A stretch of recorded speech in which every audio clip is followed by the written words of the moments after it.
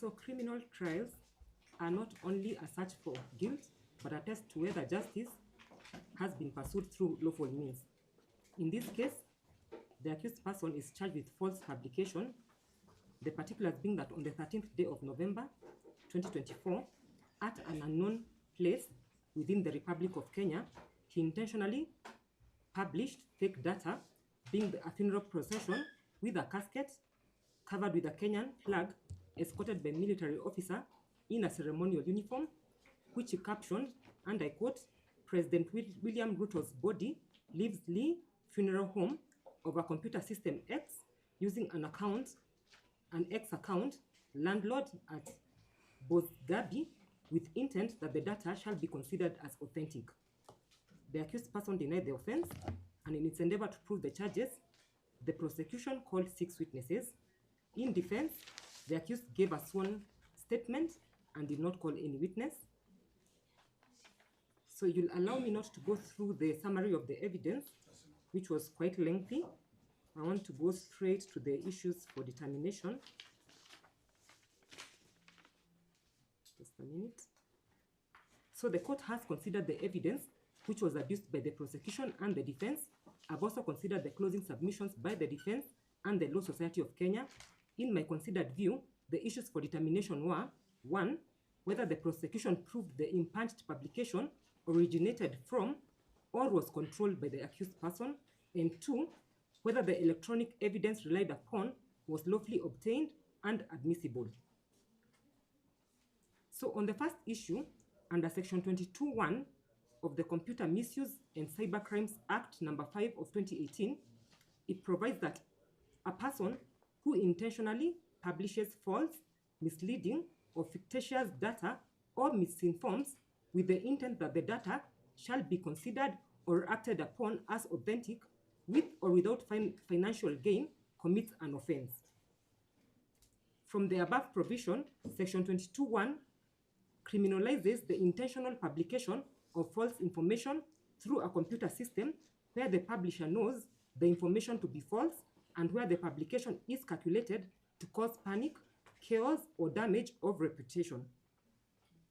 In this case, while the screenshots of the impunged posts were produced, screenshots alone merely demonstrate that a publication existed. They do not establish authorship. The central question before the court is whether the accused person was positively linked as the person who published this alleged post. In this case, there was no forensic digital evidence which was produced linking the accused person to the creation and sole control or operation of the X account. Further, no data was obtained from the service provider identifying the subscriber, IP address, device, or login history associated with the accused person. The IO told the court that the X account had the accused person's personal information. In his defense, the accused conceded that his personal details were in the account since he had been tasked to manage the account. The accused, however, clarified that 3 other people had access to the account. While the accused may not have named the other individuals who had access to the account, it's straight law that in a criminal trial, the burden of proof never shifts to an accused person. It remains with the prosecution throughout the trial. The onus, therefore, was upon the prosecution to prove it was indeed the accused person who had posted the impunged post.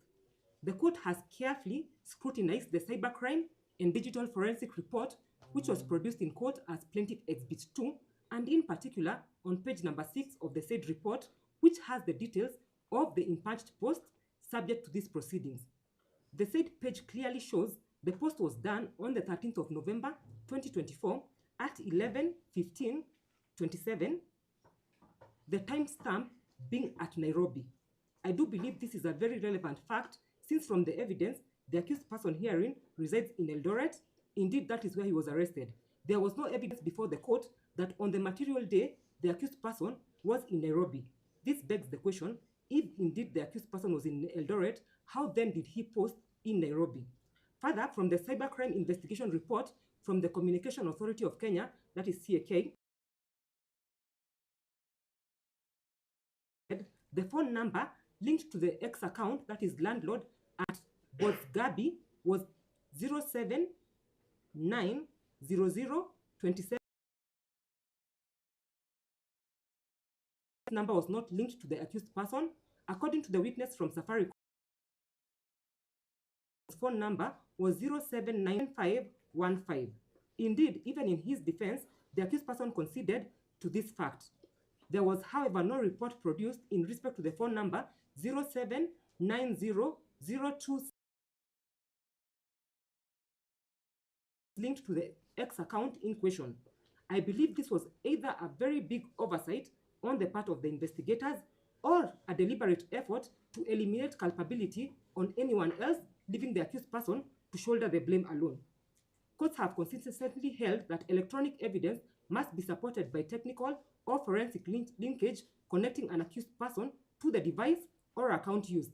In this case, even assuming the publication was false, the prosecution failed to prove the most critical element of the offense, which is that the accused person made, control, or caused the publication. The court therefore finds that the screenshots without origin verification carried limited probative value regarding the identity of the account. Further, it was the onus upon the prosecution to establish what this court will term as a digital nexus between the accused person and the offending publication.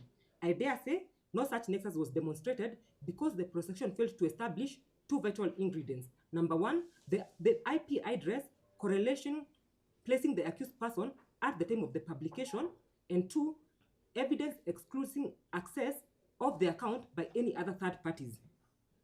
In his defense, the accused conceded that he had managed the account landlord at Bogzabi, which was used for marketing purposes. The accused, however, confirmed 3 other people had access to the said account. Digital evidence requires strict proof of integrity and authorship.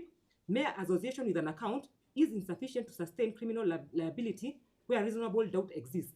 The court takes judicial notice that cybercrime prosecutions must be approached cautiously because online identities may be fabricated and accounts may be shared, hacked, or impersonated. In this case, there was no evidence which was obtained from the social media platform Xcorp regarding the account registration details, linked email or telephone numbers, IP login history, and device identifiers. While the court accepts that an offensive or false material may have been published online, criminal liability under Section 22 only attaches to the actual publisher. In this case, the prosecution failed to bridge the evidentiary gap between the existence of the publication and the responsibility of the accused person. On the second issue, even if the court was to accept the prosecution evidence against the accused person from the evidence of the accused and the submissions by the defense and the Law Society of Kenya, the accused person's gadgets were seized and examined forensically without any court order. Indeed, the investigating officer in his evidence considered to the same. Even the witness from Safaricom, who was PW5, considered he had extracted the accused person's personal data and shared with the DCI officers without any formal court order. On cross-examination, the IO tried to sanitize the process by claiming that he had later gone to court and filed a miscellaneous application on the 16th of November 2024 and obtained orders on the 18th of November 2024. It should, however, be noted that the said miscellaneous application and orders were never produced in court. Be as it may, even if the court was to indeed assume that the IO had gotten orders on the 18th of November 2024, this was way after the illegal search and seizure of the accused person's electronic gadgets. Under Article 31 of the Constitution, it guarantees every person the right to privacy, including the right not to have their person, home, or property searched or their possessions seized except in accordance with the law. Under Article 50, subsection 4 of the Constitution, it provides that evidence obtained in any manner that violates any right or fundamental freedom shall be excluded if the admission of that evidence will render the trial unfair or otherwise be detrimental to the administration of justice. In the case of Ismail Mona Otieno versus Republic, the court observed that evidence obtained in a manner that violates any right or fundamental freedom in the Bill of Rights shall be excluded if the admission of that evidence will render the trial unfair or will otherwise be detrimental to the administration of justice. Similarly, in the case of Okia Omutata versus Communication Authority of Kenya and 8 others, the High Court emphasized on the intrusion into digital data and stated that it must be strictly comply with the constitutional safeguards. Further, under Section 118 of the Criminal Procedure Code, it requires investigators to obtain a search warrant before searching the premises or seizing property unless under exceptional circumstances. Electronic devices, such as mobile phones and computers, contain extensive personal data and attract heightened constitutional protection. In this case, not only were the accused person's gadgets seized unlawfully, they were subjected to forensic examination without any judicial authorization. I do believe the forensic extraction constitutes a separate and more intrusive breach. In the case of Republic versus Mohammed Bashir Mohammed and another, the court held that digital forensic analysis requires judicial authorization because it exposes private communication and personal data.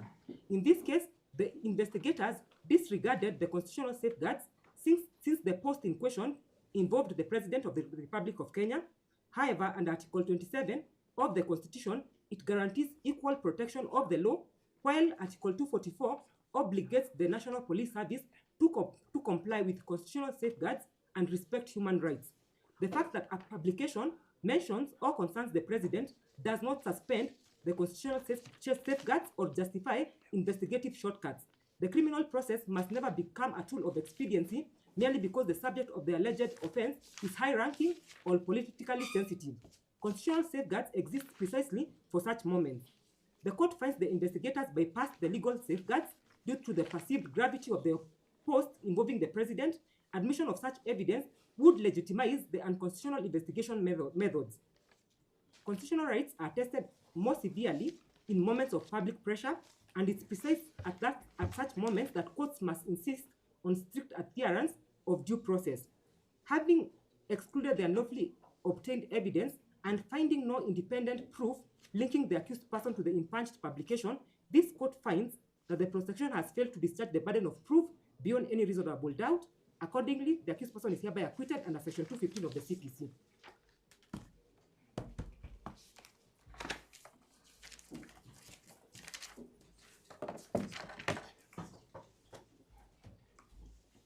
Yana, thank you for the much reasoned ruling that the court has rendered. I wish to thank the Law Society of Kenya and the defense team of the lawyers that are present before this court. That is Stanley Kinyanjui, Atina Swiga, myself, and Shadrach Wambui, who was at the background. We also wish to thank the state, the DPP, for prosecuting a matter that was brought that had no legs to them. But they have done a good job. And we want to thank the court, that the court has stood with the constitutional safeguards. And the court has stood, has looked at this young man and given him a lease of life. The young man can proceed with his studies, and the young man can trust that there is the judiciary that is independent, that decides cases without fear or favor. This is a landmark decision, as we had said. It was the only matter out of the demonstrations that has gone to judgment. All the others were withdrawn, and we thank the court that the court has rendered a reasoned judgment. It is only unfortunate that it is not a court of high status, because this serves as a roadmap for the DCI and the investigative officers to follow the procedures when a matter cybercrime is mentioned. We are not condoning the offense of people misusing their phones, but the state has a duty to follow the statutory and constitutional roadmaps that have been presented before, or else the state might never convict anybody, those especially who have committed serious offenses. Your Honor, that's all. I have the only lady seated here. She's telling me that her voice can tone me down. Allow her to say one word. Yes, Ms. Martina. Yes. Opportunity to thank the court for the reasonable judgment. And we want this to serve as an example for those who have been mandated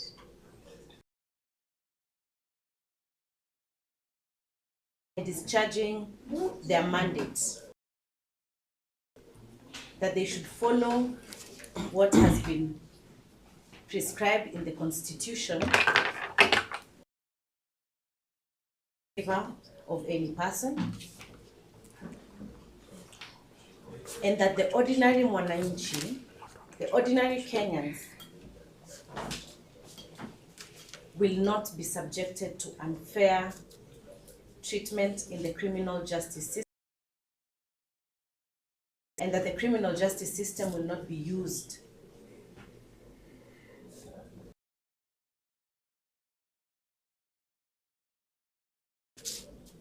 Your Honor, we are grateful for your judgment.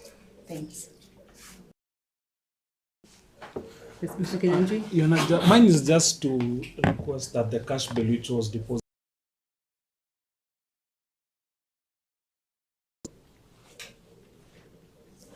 be returned to the depositor.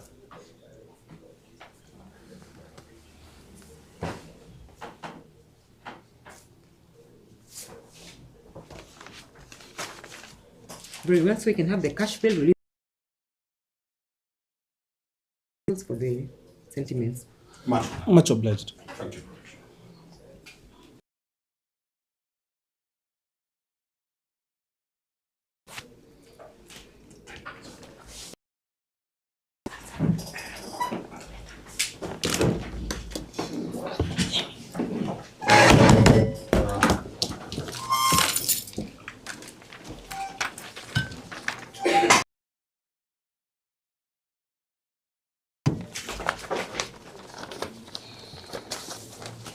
One.